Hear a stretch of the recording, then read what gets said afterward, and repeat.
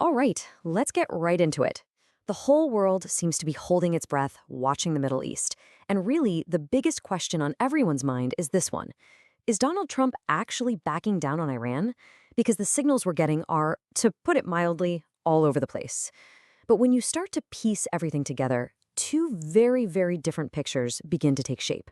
So here's the fundamental problem we're facing. You had these high-stakes talks between the US and Iran, all set to happen in Oman on neutral ground. They were just days away. This was supposed to be the moment, the week that the door to diplomacy finally creaked open. But instead of playing it cool, Iran decided to do the exact opposite. And that's the puzzle we've got to try and solve. It just doesn't make any sense from a diplomatic point of view. You think Iran would want to, wait it out, see what the US is offering, and then decide if they need to flex their military muscle. So the big question is, why are they testing America's red lines right at this very moment? And make no mistake, these actions were absolutely deliberate. In less than 24 hours, we saw two huge provocations. First, you have Iran's Revolutionary Guard trying to seize a US-flagged tanker with speedboats. The very next day, an Iranian drone flies way too close for comfort to a US aircraft carrier. Now, in both cases, the US military pushed back, but the message from Tehran was loud and clear. We are actively testing your limits. That tanker incident was a really big deal because the Stena Imperative wasn't just some random commercial ship. It's actually part of the U.S. Navy's tanker security program. That means it's a strategic American asset, literally under contract with the U.S. military. So this wasn't just a random act of piracy, it was a direct challenge to the United States. Okay, so Iran is sending some pretty aggressive signals. But what's coming out of the White House? Well, that's where things get really, really confusing. The messages from President Trump himself seem to be pulling in two completely opposite directions. On the one hand, you have Trump on social media, telling the Iranian people to keep fighting their own government. But then, after that same government reportedly killed thousands of those protesters, he does a complete 180 and pivots to negotiating with them. I mean, how can you support a revolution while also trying to make a deal with the very government they're trying to overthrow? It just seems completely incoherent. And then, just to add another layer of confusion, this bombshell report from Axios drops. A U.S. official leaks that Trump really does not want to strike Iran and that he doesn't feel they're an imminent threat anymore. The leak basically suggests that all the tough talk is just that, talk, and that the real pressure for a military strike isn't coming from the White House at all. So if it isn't Trump, then who is pushing for it? Well, this brings us to the crucial third player in this whole game of three-dimensional chess, Israel.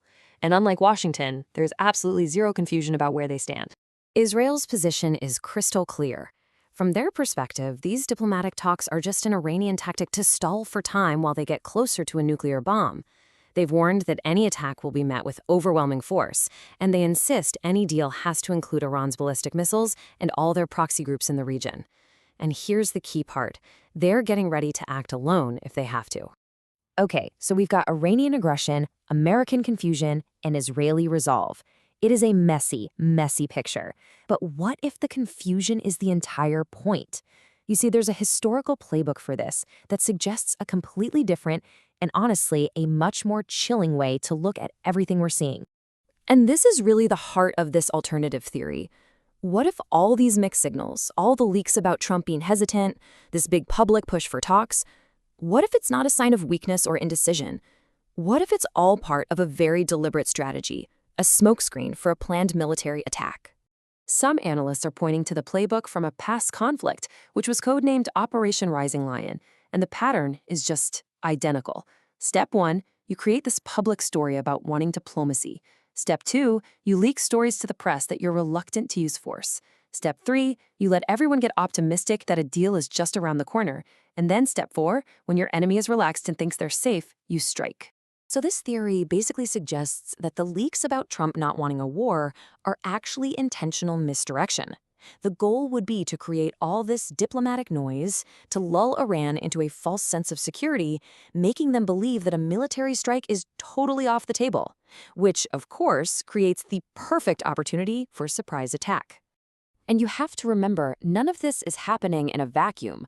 The entire region is a tinderbox right now, which just raises the stakes for everything. Just look at what happened last night. That fragile ceasefire in Gaza, it pretty much completely collapsed. 78. Just think about that number for a second. That's how many times Hamas and other groups have violated the ceasefire since it started. That's almost one violation every single day. The constant provocations, which all led up to an organized attack on Israeli troops last night, it just shows this peace was never real. You can see the pattern plain as day. Hamas provokes, and Israel responds by pushing its buffer zone, this yellow line, deeper and deeper into Gaza. But now, with the hostages returned, Hamas has lost its main piece of leverage. Israel's hands are no longer tied. And Israel's defense minister has made their next move absolutely explicitly clear. This isn't just a threat, it's a stated goal. The temporary phase is done. Israel intends to finish the job and dismantle Hamas for good. And that level of resolve definitely impacts the bigger chess match with Iran.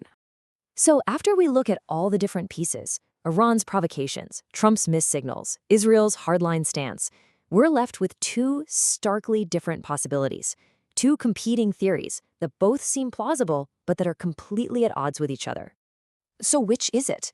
Is all this talk about peace and hesitation just diplomatic cover, a brilliant deception to hide an imminent military strike, or is the simplest explanation the right one, that for all the tough talk, President Trump is genuinely looking for a way out and is actually backing down from a huge confrontation with Iran?